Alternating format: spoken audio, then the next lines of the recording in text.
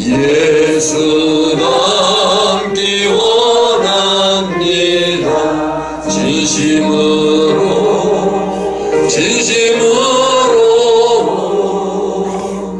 예수 닮기 원합니다. 진심으로 예수 닮기 원합니다. 예수 닮기 원합니다. 예수 닮기 원합니다.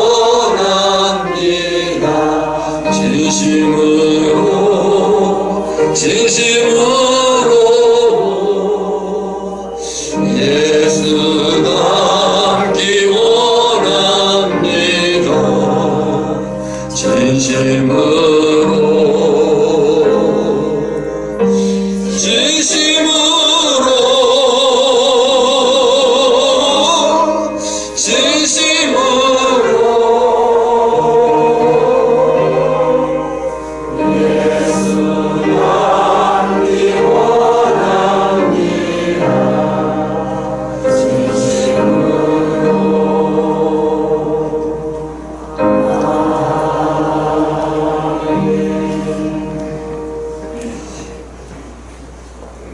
거룩하신 하나님 아버지,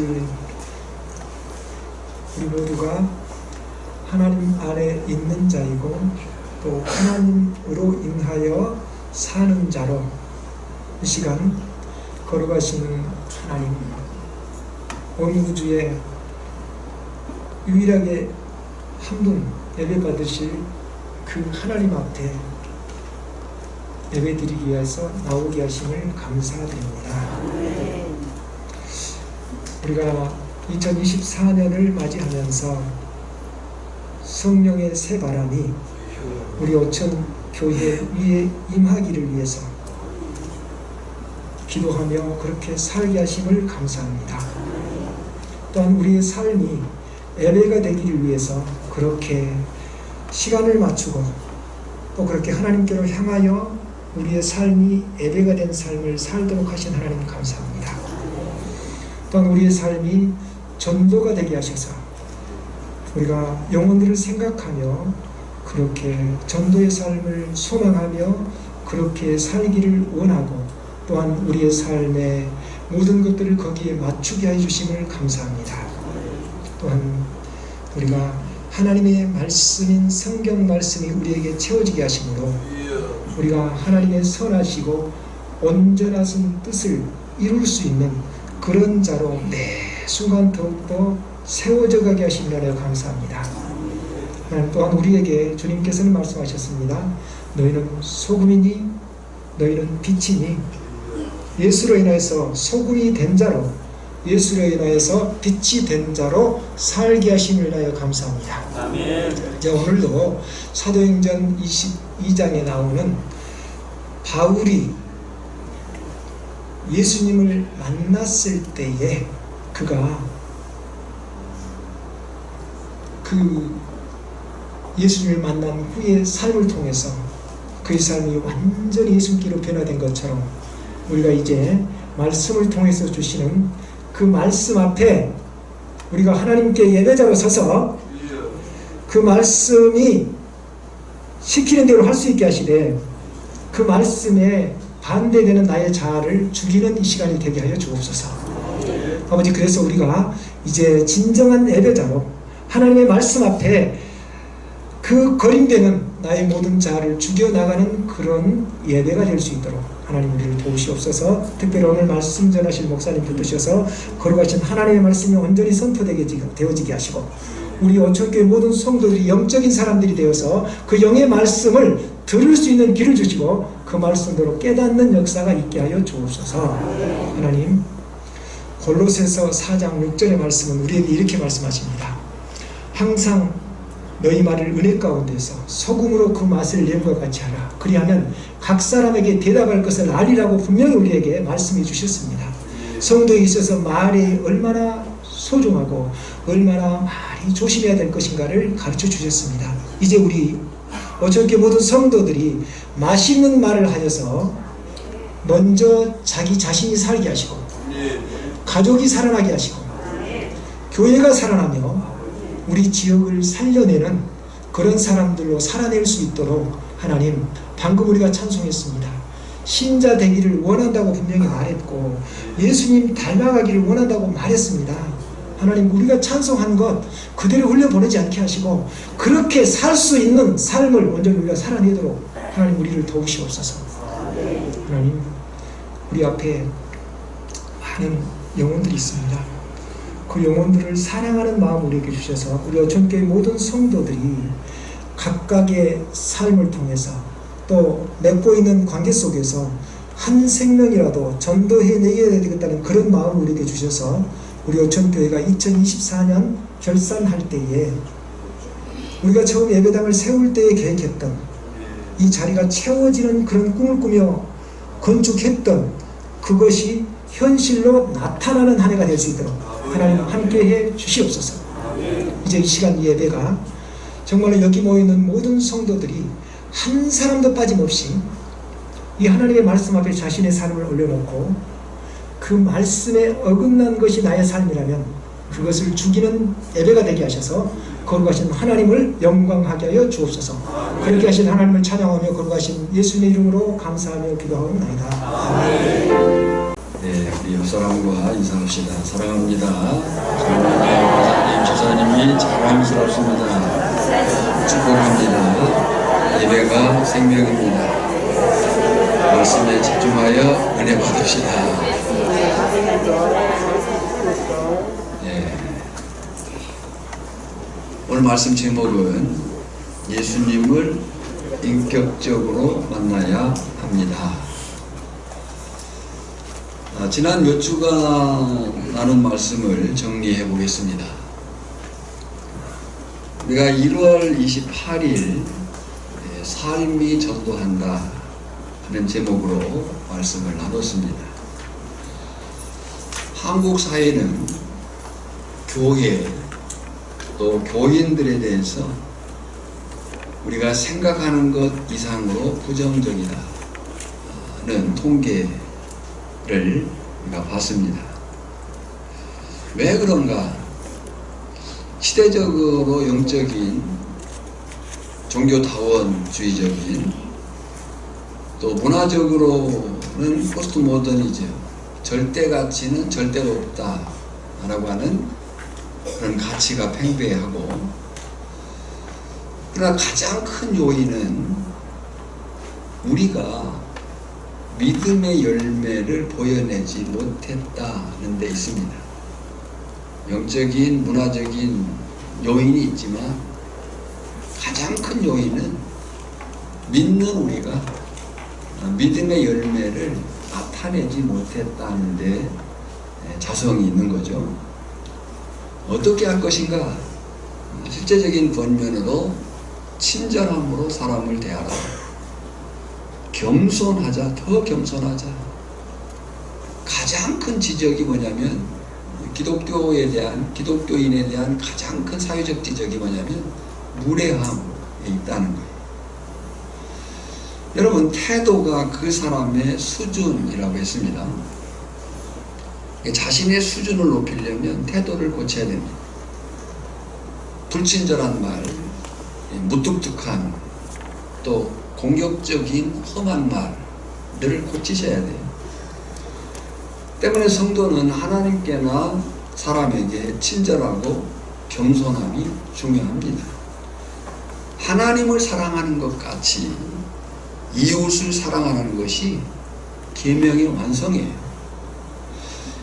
2월 4일에는 온전함으로 선을 행할 능력, 완전함을 갖추자는 제목을 살폈어요.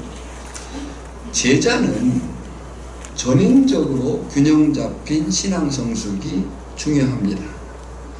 그래서 손가락 사진을 통해서 우리의 균형 잡힌 전인적인 성숙, 우리의 생각이, 감정이, 의지가, 관계가, 행실이 균형 잡혀서 예수님을 닮아야 된다.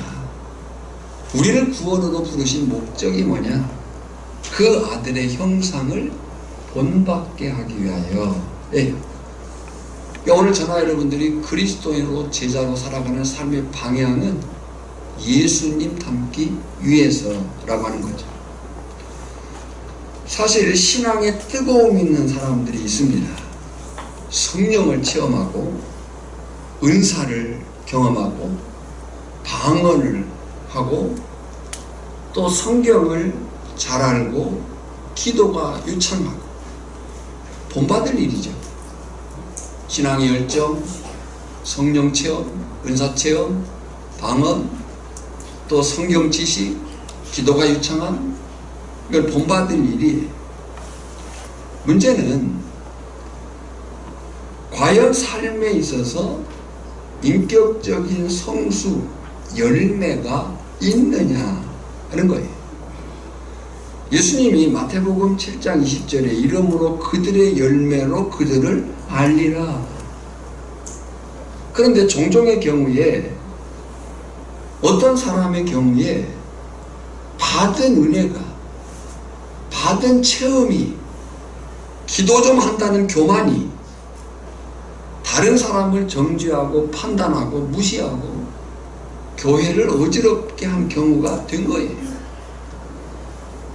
과거 기도원 운동, 부흥회 그런 일을 통해서 뜨거운 어떤 열정을 체험한 것은 귀했는데 개인적으로든 교회 공동체적으로든 그 뜨거운 체험과 경험이 인격적 삶의 일들로 나타내지를 못한 거예요. 한때 능력 있던 사람들 축사하고 어떤 그 집회를 통해서 어떤 역사들을 나타냈던 그들의 결론이 아름다운 열매가 아니더라, 그 얘기죠. 무슨 말씀이에요? 나무는 그 열매로 어떤 나무인가가 확인되고 열매는 그 나무가 어떤 나무인가를 입증한다는 거죠. 때문에 그리스도인 제자에게 요구되는 것은 단지 어떤 뜨거움, 어떤 체험의 문제가 아니고 균형 잡힌 온전한 능력, 완전함이 있느냐 하는 거예요. 그 사람이 선한 일을 행할 수 있다. 2월 11일, 18일 그 선한 일의 실제의 사명이 뭐냐? 너희는 세상의 소금이다, 빛이다. 예수님이 팔복을 통해서 우리의 정체성을 말씀하셨어요. 다시 말씀드리지만 팔복은 복받아라 하는 얘기가 아니에요. 예수 닮아라는 얘기예요. 그 정체성이 내가 누구인가를 알아야 되는 것이고 내가 누구인가를 알았을 때에 내가 어떻게 살 것인가가 결정되는 거예요. 그 삶의 결정이 뭐냐면 너희는 세상의 소금이다. 죄악의 부패를 막아라. 삶의 맛을 내라. 예수 생명을 나타내라. 너희는 빛이다. 감추일 수 없다. 숨겨질 수 없다. 세상을 밝게 해야 된다. 가정에서, 마을에서, 사람들과의 관계 속에서 그렇게 너희가 살아야 된다. 내 말 속에, 내 행동에, 내 눈빛에, 얼굴 표정에 예수님을 나타내야 된다 하는 거예요. 우리의 말, 우리의 행동, 우리의 눈빛에 그 예수님의 따뜻한 우리를 보시면서 민망히 여기신 그 긍휼한 눈빛이 우리에게 필요하다. 특히 손해를 볼 때 참아라. 손해를 봐야 될 때 손해를 봐라 하는 거예요. 약한 자들에 대해서 무리하지 마라. 바로 그때에 예수님의 마음을 가져낸다. 미움이 있는 곳에 사랑을, 상처가 있는 곳에 용서를, 분열이 있는 곳에 일치를, 의혹이 있는 곳에 믿음을 심게 하소서. 오류가 있는 곳에 진리를, 절망이 있는 곳에 희망을, 어둠이 있는 곳에 광명을, 슬픔이 있는 곳에 기쁨을 심게 하소서. 주여 나를 평화의 도구로 써 주소서. 여러분, 우리는요, 어쩔 수 없습니다. 뭐가 어쩔 수 없냐면, 예수님을 믿기로 작정한 자는 이와 같은 거룩한 부담감을 가지고 살 수밖에 없다 하는 거예요. 거룩한 부담감. 그것이 우리가 지고 가야 될 십자가, 사명인 거예요.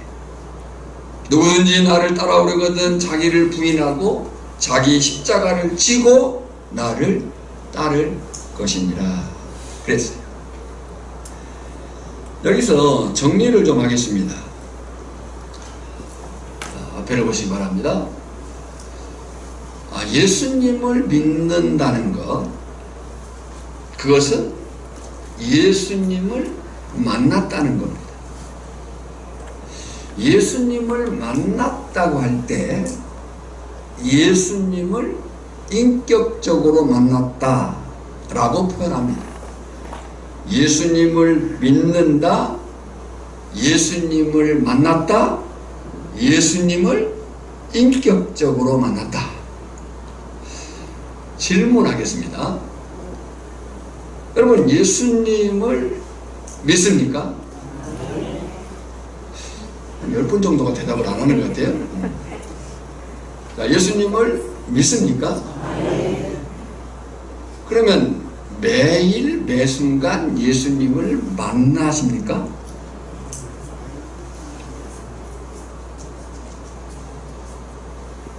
많은 경우에 예수님을 믿습니까? 그러면 아멘 해요.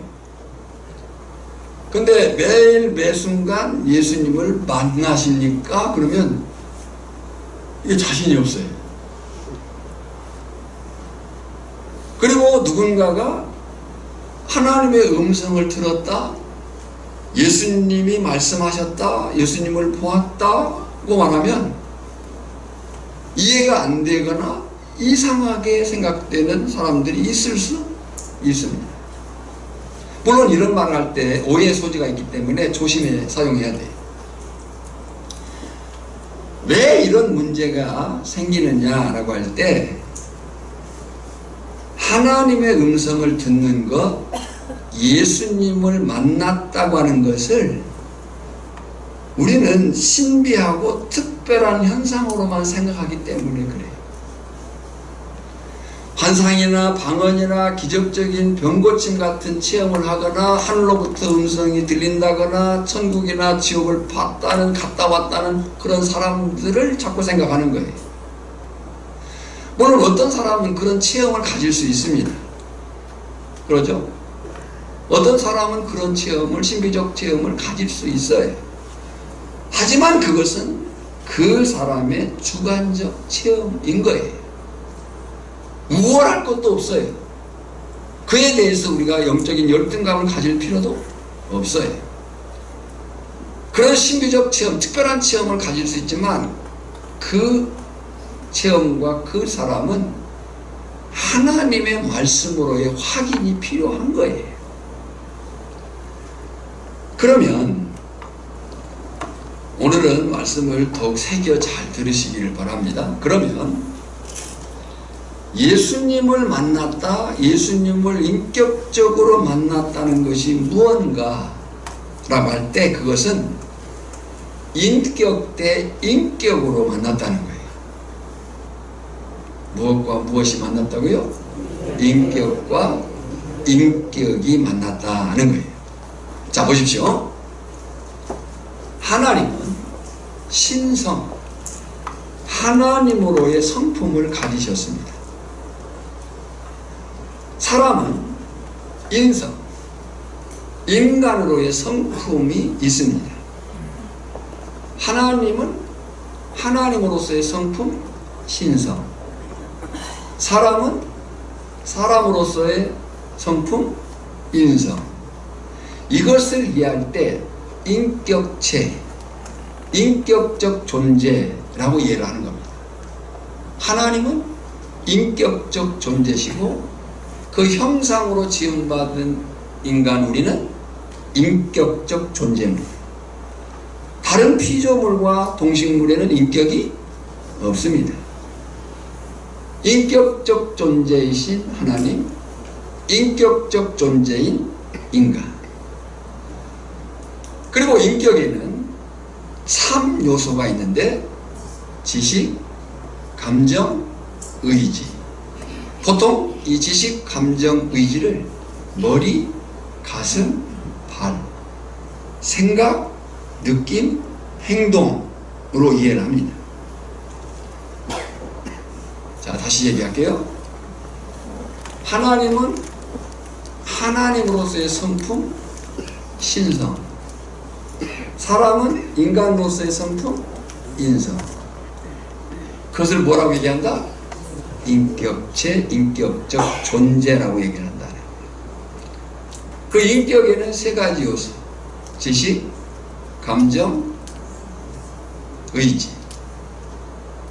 머리, 마음, 행동. 이렇게 이해를 한다. 자, 이 세상에는요, 수많은 사람과 사람이 있습니다. 내가 알든 모르든 수많은 사람들을 우리는 이미 만났고 스쳐 지나갔고 또 앞으로도 만날 것입니다. 이것은 그냥 지나친 거예요. 금산면 내에 약 4,100명이 산다 그래요. 오천리에 약 400여 명이 살고 있습니다. 우리는 그들을 만나기도 하고 지나치기도 합니다. 그것은 그냥 만났을 뿐이에요. 지나쳤을 뿐이에요. 조금 나아가서 우리가 그 사람의 얼굴과 그에 대한 인상, 신상을 안다 한다 할지라도 그것은 인격적인 만남이 아니에요. 그냥 지나쳐 만난 거예요. 사람과 사람이, 남자와 여자가, 친구와 친구가 생각과 감정과 의지를 공유할 때 그것을 인격적 만남이다 라고 얘기를 하는 거예요. 이해하실 수 있겠죠? 그냥 스쳐 지나가면서 만난 걸 만났다고 얘기하는 것이 아니고 인격적 존재로서 인격적 공유를 이루는 것, 갖는 것. 생각을, 감정을, 의지를 함께 하는 것을 만났다, 인격적으로 만났다 라고 얘기를 하는 거예요. 그러니까 예수님의 인격인 지정의대, 자 앞에 화면을 보세요. 예수님의 인격인 지정의대, 지식, 감정, 의지대, 나의 인격인 지식, 감정, 의지가 만나는 것, 생각과 의지와 감정에 동의하고 순종하겠다라고 하는 것을 인격적 만남이다. 나의 주 나의 하나님이여 라고 고백한, 예수님이 나를 본 자는 하나님을 보았다 라고 얘기를 한 것과 같은 맥락인 거예요. 예수님의 생각에 동의하고 예수님의 마음 감정을 함께 느끼고 예수님의 삶의 행동 의지를 따르겠다는 동의를 갖는 것을 인격적 만남이다 라고 얘기를 한 거예요. 분명한 것은 지금 예수님은 이 땅에 육체로 계시거나 눈에 보이지 않으셔요. 하지만 그 예수님은 죽으시고 부활 승천하셔서 영원히 살아 계십니다. 우리와 함께 하십니다. 여기서 아주 중요한 2가지 질문이 생겨요. 아주 중요한 2가지 질문이 생기는데, 첫 번째 질문이 뭐냐면 어떻게 그 예수님과 인격적인 만남을 갖는가예요. 어떻게 예수님과 인격적 만남을 갖느냐? 아까 인격적 만남이라는 것이 뭐라고 했어요? 지식과 감정과 의지를 공유하는 거 그랬어요. 근데 그 지식과 감정과 의지를 어떻게 공유하느냐는 거죠. 어떻게 만나냐는 거예요. 말씀과 기도를 통해서. 말씀과 기도 안에서 예수님의 뜻, 예수님의 마음, 예수님의 삶을 동의하는 거예요. 그래서 우리가 말씀 안에 거하고 기도 가운데 있을 때 보혜사 성령께서, 예수님이 다른 보혜사를 보낸다고 했거든요. 예수님도 보혜사셔요. 근데 다른 보혜사, 이 다른이란 말은 알로스란 말이에요. 이 알로스란 말은 틀린이 아니고 본질이 같으나 역할이 다른 보혜사 성령을 너에게 보내시겠다. 그 보혜사 성령께서 말씀 안에서, 기도 안에서 주님의 뜻과 주님의 마음과 주님의 그 사명, 삶을 깨닫게 하시고 살도록 하신다라고 하는 거예요. 요한복음 14장 26절에 보면 보혜사 곧 내 아버지께서 내 이름으로 보내실 성령, 그가 너희에게 모든 것을 가르치시고 내가 너희에게 말한 모든 것을 생각나게 하시리라 그랬어요. 어떻게 예수님과 인격적 만남을 갖느냐? 무엇을 통해서요? 말씀과 기도를 통해서. 그 말씀과 기도 안에서 누가 우리를 깨닫게 하시고 생각나게 하신다고요? 성령께서. 두 번째 질문은 예수님과 인격적으로 만났는지를 어떻게 알 수 있느냐 하는 거죠. 내가 예수님을 인격적으로 만났어, 예수님을 만났어 이렇게 말하는데 그 예수님을 인격적으로 예수님을 만났다고 알 수 있는 그것이 뭐냐라고 할 때 그 사람의 삶과 인격에 나타난 변화와 열매를 통해서인 거예요. 나무는 무엇으로 확인되어져요? 열매로. 열매는 그 나무가 어떤 나무인가를 입증하는 거예요. 그러니까 내가 예수님을 인격적으로, 저 사람이 예수님을 인격적으로 만났구나 라고 하는 것을 어떻게 할 수 있느냐? 그 사람의 삶과 인격에 나타난 변화와 열매를 통해서 알 수 있다는 거예요. 요한복음 3장 8절에 보면 바람이 임으로 불매 내가 그 소리는 들어도 어디서 와서 어디로 가는지 알지 못하나니 성령으로 난 사람은 다 그러하니라. 바람이 우리 눈에 보이지 않지만 그 바람이 지나간 자리, 그 지나가는 사실들, 상황들은 우리가 알아요, 몰라요? 알게 되는 거죠. 여러분, 이에 대해서는요, 성경과 이 성경에 나오는 수많은 믿음의 사람들과 교회 역사 속에 나오는 믿음의 그 수많은 사람들이 증거하고 있는 사실들이, 그리고 우리 오천교회 믿음의 선배들과 110년의 역사 속에서 이 예수님을 인격적으로 만난 믿음의 선배들이 보인 그 인격과 삶의 변화와 열매를 통해서, 그리고 오늘 매일 예수님의 음성을 듣고 예수님을 만나는 오천교회 공동체 안에 지체들이 있음을 믿습니다. 이것이 우리에게 있어야 되는 거예요. 성경과 교회사 속에서 예수님을 인격적으로 만난 그 사람들의 삶의 변화와 그 열매들, 그 인격적인 변화들, 그 변화들이 있었듯이 우리 오천교회가 110여 년 역사 속에서 보인 믿음의 선진들, 믿음의 선배들이 보여준 그 열매들, 결과들, 변화들, 그리고 무엇보다 중요한 것은 오늘 우리 가운데 우리들이 그 예수님을 만난 인격적 변화와 삶의 열매들이 있어야 된다라고 하는 거예요. 그 열매와 변화가 있음을 믿습니다. 질문하겠습니다. 예수님을 믿습니까? 확실하게 대답을 해주세요. 예수님을 믿습니까? 예수님을 매일 만나십니까? 더 작아졌어요, 조금. 자, 예수님을 믿습니까?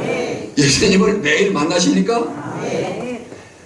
예수님의 뜻과 예수님의 마음과 예수님의 삶을 따라 살도록 그 살기 위한 동의를 갖습니까?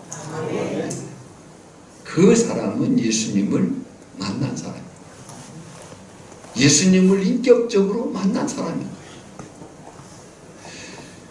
어떻게 예수님과 매일 인격적인 만남을 갖는다고 했습니까? 무엇을 통해서? 말씀과 기도를 통해서 역사하시는 성령의 깨닫게 하심과 생각을 통해서. 그러면 우리가 날마다 말씀과 기도 안에 살아야 될 이유가 분명한 겁니다. 성도는요, 말씀과 기도를 떠나서 살 수 없는 존재예요. 우리는 영의 사람이 된 거예요. 예수를 믿는다고 하는 것은 성령이 우리 안에 들어온 거예요. 새로운 피조물, 새로운 존재가 된 거예요. 그리고 우리가 말씀과 기도를 떠나서 성령의 인도하심, 이끄심을 경험할 수가 없는 거예요. 말씀과 기도를 떠난 이상한 그 체험과 경험들은요, 우리를 무너지게 하는 거예요. 자, 어떻게 예수님과 매일 인격적인 만남을 갖는다고요? 말씀과 기도를 통해 역사하시는 성령의 깨닫게 하심과 생각나게 하심을 통해서요. 그러면 그 예수님과 인격적인 만남의 확실함과를 무엇으로 알 수 있다고요? 그 사람의 삶과 인격에 나타난 변화와 열매를 통해서. 그러니까 예수님을 믿는 자는, 자 보세요, 예수님을 믿는 자는 의로워진 거예요. 생명을 소유한 거예요. 그 예수님 안에 있는 의를, 예수님 안에서 체험한 그 생명을 우리가 말씀과 기도 안에서 누려가는 거예요. 그 누려감을 우리를 이끌어 가시는 그 주체가 누구냐? 보혜사 성령님이시라는 거예요. 그 속에서 예수를 만난 사람, 예수를 믿는 사람, 예수를 인격적으로 만난 사람은 분명히 그 삶에 인격적 변화와 열매가 있다라는 사실입니다. 확인 질문하겠습니다. 이제 예수님을 만났다고, 매일 예수님을 만난다고 말할 수 있겠습니까? 다시 질문해요. 네. 이제 예수님을 내가 만났다, 내가 매일 만난다고 할 수 있겠는가? 내가 하나님의 음성을 들었다고 말할 수 있겠는가?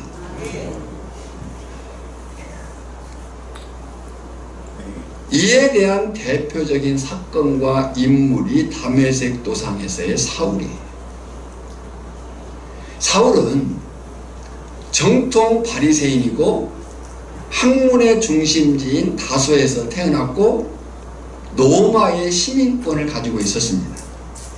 사울은 스데반을 죽이는 데 찬성했고, 사도행전 8장 1절에 보면 그의 친척 중에는요, 그리스도인 안드로니고와 유니아가 로마서 16장 7절에서 밝히고 있어요.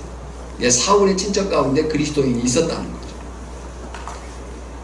그런데 사실 이 사울이 그리스도인들의 박해자로 예루살렘에 나타나기 전까지는 그에 대한 정보가 없습니다.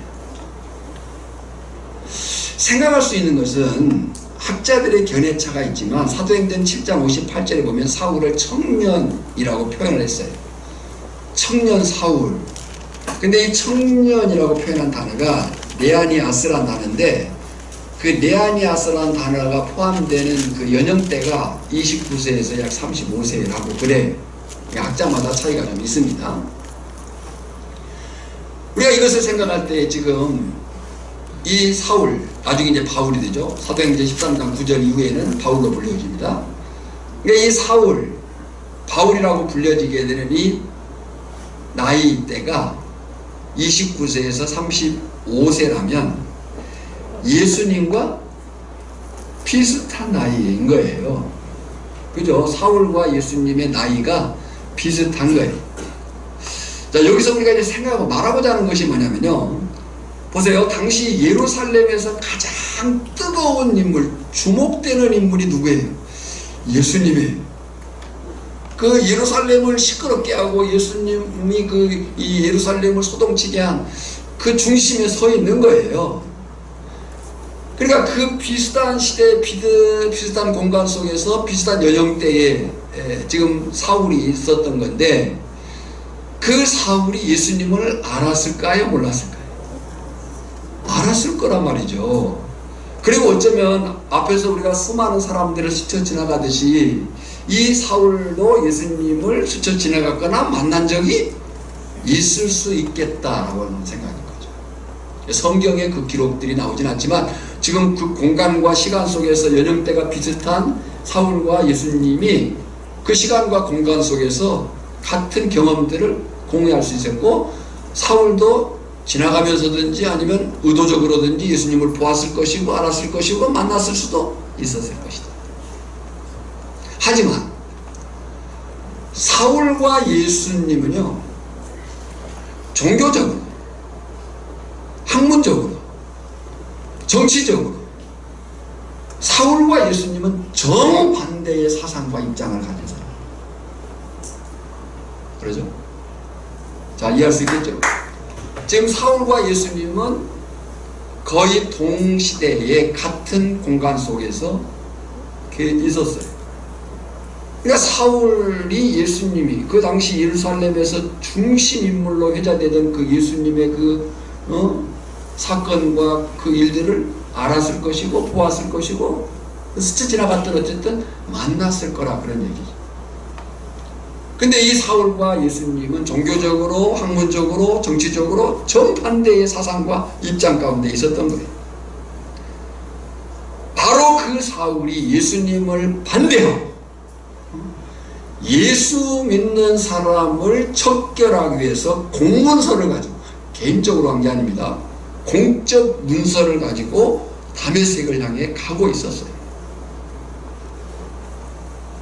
그 장면을 한번 우리가 생각해 봐야 됩니다. 성경을 읽으실 때. 그래서 제가 사도행전 9장과 22장과 26장을 읽어보시라 그랬었어요.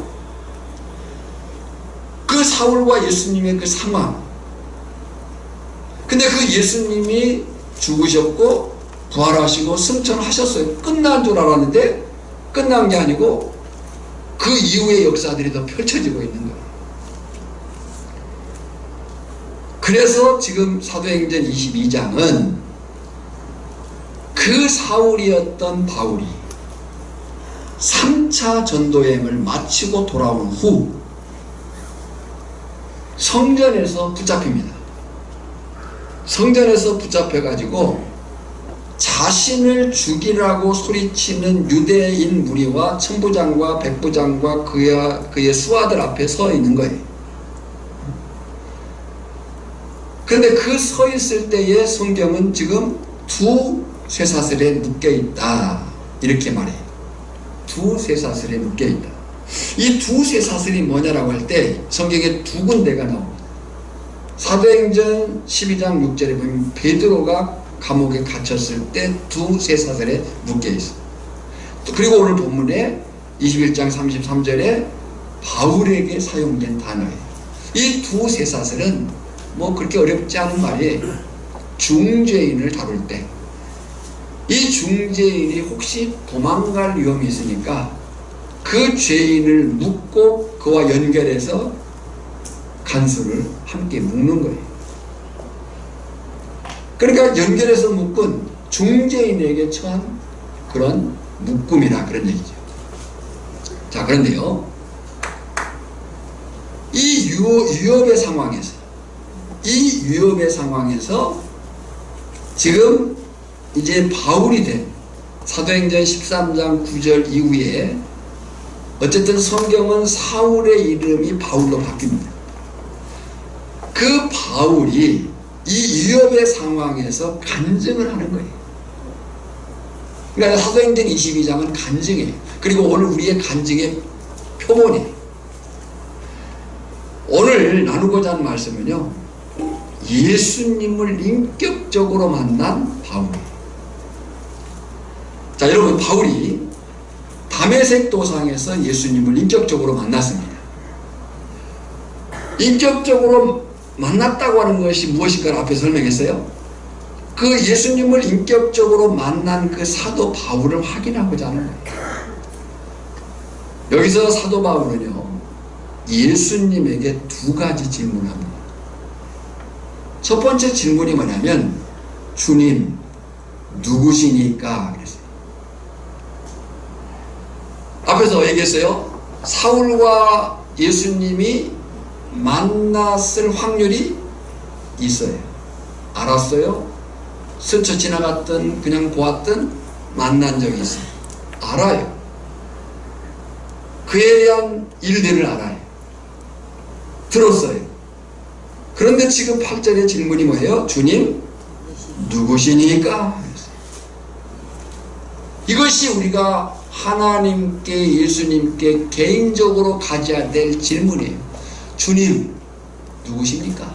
나하고 무슨 상관이 있습니까? 그때 예수님이 대답을 하셔요. 나는 내가 박해하는 나사렛 예수다. 누구라고요? 하고 질문하지 않습니다. 나는 내가 박해하는 나사렛 예수다 했을 때 사울이 누구라고요? 라고 반문하지 않습니다. 알았다는 거예요? 몰랐다는 거예요? 알았다는 거예요.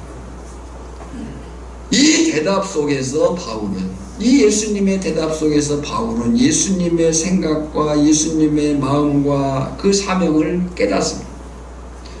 그리고 바울 자신이 동의를 해요. 그래서 나온 질문이 두 번째 질문.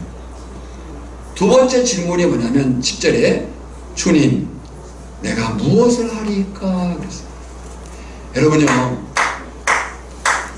우리가 예수를 만나고 우리가 예수님을 믿고 예수님을 인격적으로 만나게 되면 내가 누구인지를 알게 되는 거예요. 그 예수님을 믿고 예수님을 만나고 예수님을 인격적으로 만난 사람은 내가 누구인지를 알게 되었기 때문에 가질 수밖에 없는 질문이 뭐냐면 내가 어떻게 살아야 됩니까? 내가 무엇을 하오리까? 이제 주님의 생각대로 주님의 마음으로 주님의 사명으로 살겠다고 하는 질문인 거예요. 주님, 내가 이제 어떻게 해야 됩니까? 어떻게 살아야 됩니까?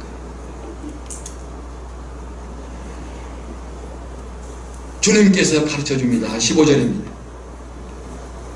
내가 그를 위하여 모든 사람 앞에 가서 내게 보고 들은 것에 증인이 되리라.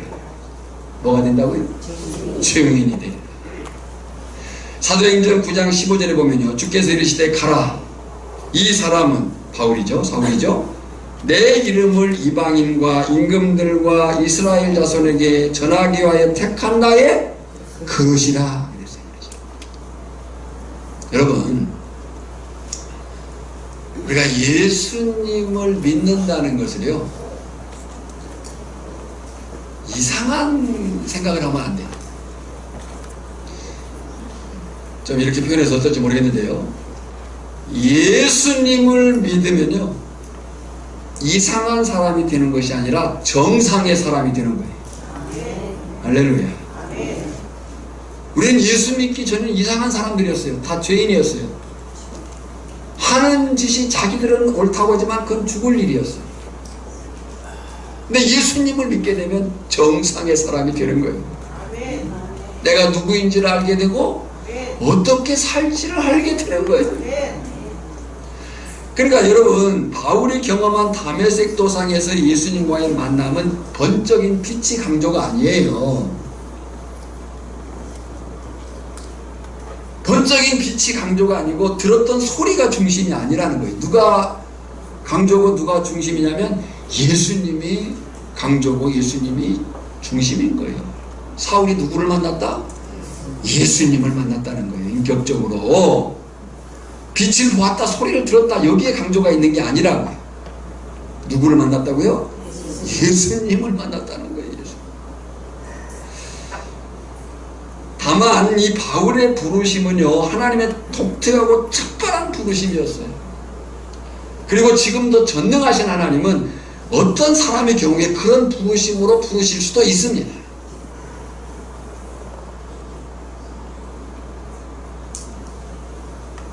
우리가 바울의 생애 속에서 볼 것은요, 바울은 이 경험을 그의 사역 동안 중요한 일로 자랑하지 않습니다.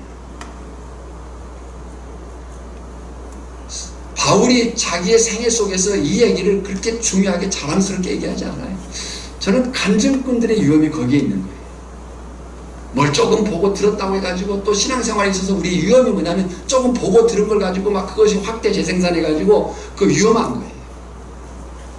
다시 말씀드려요. 전능하신 하나님은 그런 특별한 부르심으로 우리를 부르실 수도 있지만, 어떠한 부르심이든 간에 그 부르심의 중요한 중심은 누구라고요?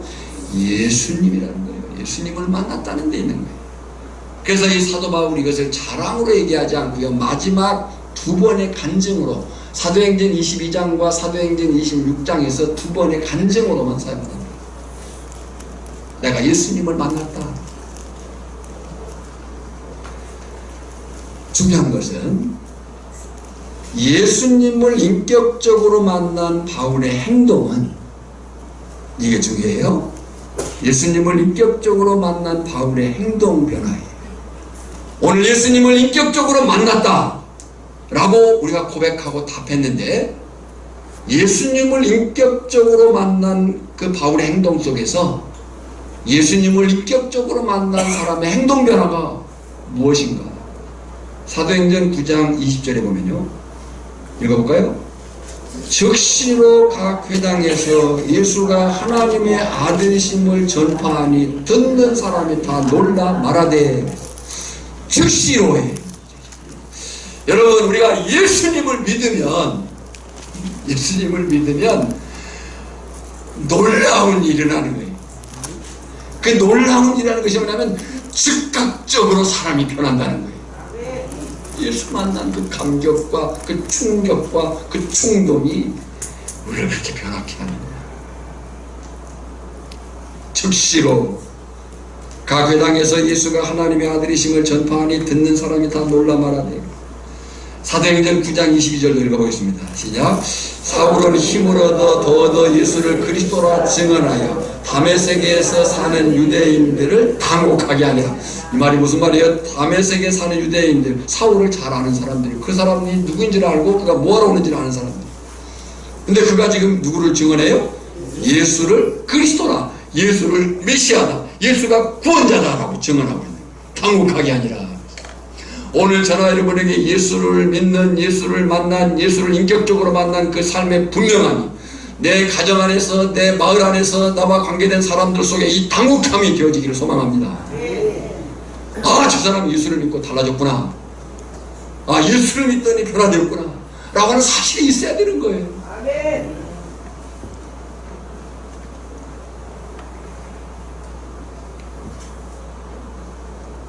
예수님을 이제 인격적으로 만난 바울의 변화와 고백, 그리고 그 변화된 삶의 실제가 뭐냐?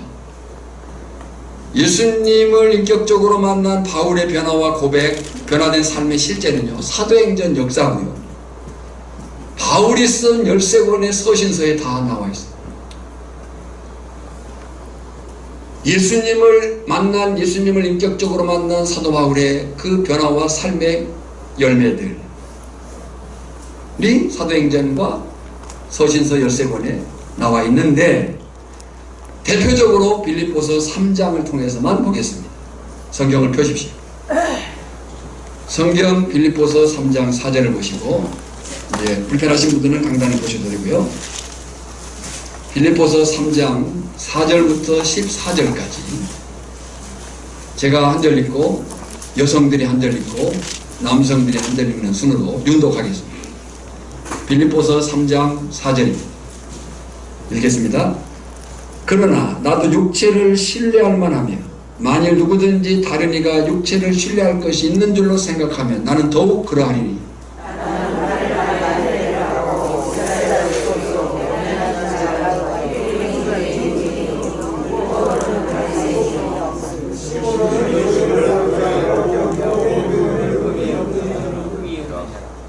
보니까 여성도 이쪽도 있고 이쪽에 있는데 이쪽 여성 소리가 잘 안 들리고, 남성도 이쪽에 있고 이쪽에 있는데 이쪽 남성 소리가 안 들려요. 자, 다시 하겠어요. 이 중요한 말씀이에요. 내가 예수님을 믿는다, 예수님을 만났다, 인격적으로 만났다를 확인하는 장면이에요. 다 같이 읽으셔야 됩니다. 눈으로 읽는 것은 읽는 게 아니에요. 소리를 내셔야 됩니다. 4절입니다. 그러나 나도 육체를 신뢰할 만하며 만일 누구든지 다른 이가 육체를 신뢰할 것이 있는 줄로 생각하면 나는 더욱 그러하리니 나는 다른 나라의 대라고 이스라엘 족속이요 베냐민 지파요 이브리 중에 이브리요 율법으로 가리새이요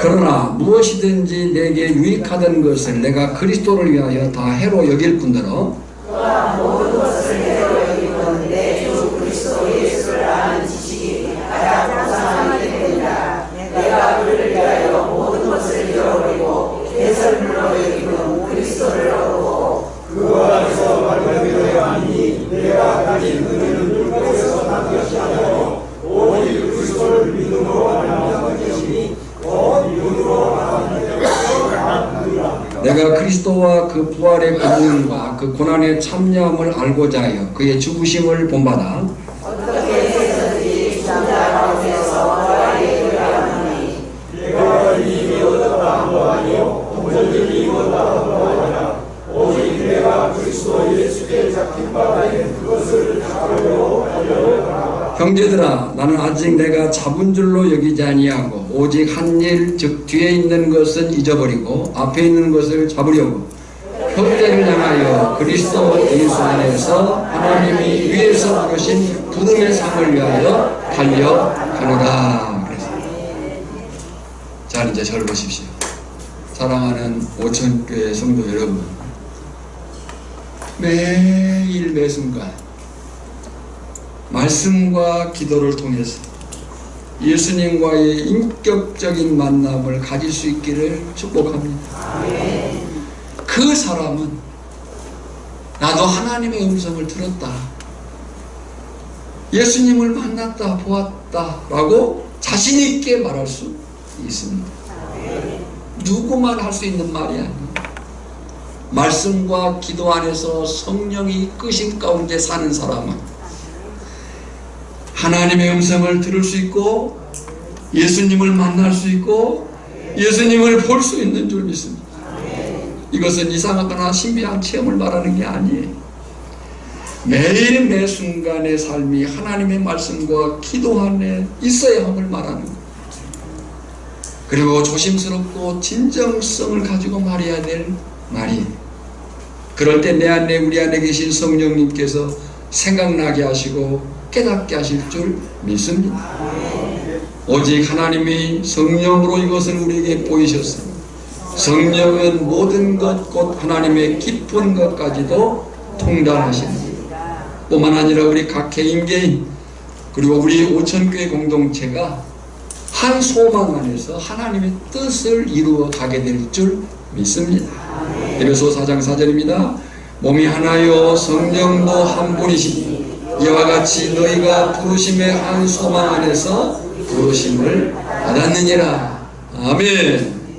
이 말씀을 생각하면서 주께서 하시는 대로 찬양하겠습니다. 찬양팀과 함께 찬양할 때 가사를 깊이 생각하시고 찬양하면 좋겠습니다.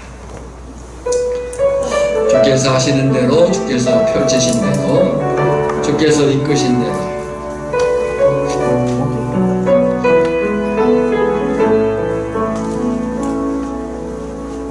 주께서 하시는 대로 주께서 펼치신 대로 주께서 이루신 대로 순종하며 나아갑니다. 주님이 허락한 길로 주님이 인도한 길로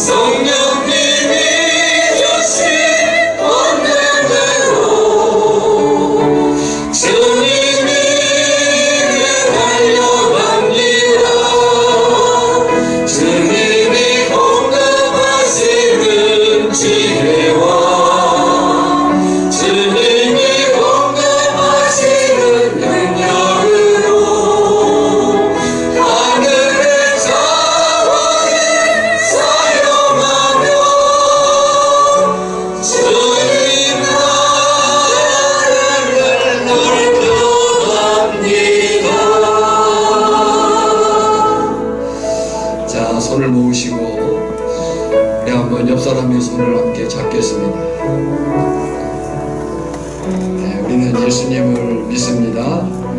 예수님을 만났습니다.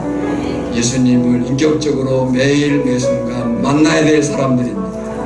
말씀과 기도 안에 성령께서 이 사실들을 이끌어 가실 겁니다. 말씀을 기억하면서 이 시간 서로를 위해서, 자신을 위해서 잠시 기도하겠습니다. 하나님 아버지, 은혜와 사랑을 인해서 감사하고 영광과 존귀함을 돌려드립니다. 우리가 예수님을 믿으며 예수님을 만났습니다. 예수님과의 인격적인 관계에 성령의 불을 내신 가운데 살아가는 바랍니다. 성령 하나님 역사해 주시옵소서. 이 시간 거저 우리가 교회에 왔다 갔다 하는 사람이 되지 않게 하시고 예수를 만난 사람으로서, 예수를 인격적으로 만난 사람 가운데로서 하나님의 내 인격의 변화와 삶의 열매들이 분명하게 하시고 내 삶의 그 사실들을 통해서 나 자신이 변화되어지며 가정을 변화시키며 교회가 변화되어지게 하시며 마을을 살리며 이 지역을 살리며 이 민족을 품으며 온 세계 열방들을 바라볼 수 있는 거룩한 승리가 저들에게 있어지도록 주여 이 시간 우리의 입술에 성령의 불을 부어주시옵소서. 하나님의 우리 오천교회 공동체가 하나님의 뜨거운 믿음의 사람들로 세워지게 하시고 여기까지 세워진 믿음의 선배들의 그 신앙을 넘어서 오늘 내게 주어진 현재를 잘 감당할 수 있도록 우리로 말미암아서 하나님의 거룩한 역사를 이루어갈 수 있도록 주여 도우시며 다스리시며 역사에 주시옵소서. 예수님의 이름으로 기도하옵나이다. 아멘. 하나님, 내가 예수를 믿습니다. 내가 예수님을 만났습니다. 내가 예수님과 인격적인 만남을 갖습니다. 말씀과 기도 안에 성령의 이끄심을 경험하게 하시고 우리의 말과 우리의 행동과 우리의 모든 삶의 그 인격들이 예수 안에서 변화되어져 가게 하시고 아름다운 삶의 열매를 맺을 수 있도록 주님 도와주시옵소서. 나로 인해서 나 자신이 변화되어지게 하시고 내 가정이 변화되어지게 하시고 이 마을을 살려내게 하시고 금산을 살리게 하시고 전라남도 전라북도 이 나라 이 민족을 살릴 수 있는 거룩한 열망을 갖게 하여 주시옵시고 온 세계 열방을 향해서 주님의 나라를 바라볼 수 있는 거룩한 비전이 우리 안에 있을 수 있도록 주님 도와주시옵소서. 이제는 우리의 구주요 주님 되신 예수 그리스도의 은혜와 성부 하나님의 크고 놀라우신 사랑하심과 성령의 깨닫게 하시고 여전히 우리에게 능력 주셔서 살도록 도우시는 그 역사하심이 이제로부터 영원까지 항상 함께 있을지어다. 아멘. 우리 힘있게 찬양하겠습니다. 오천에서 고음까지.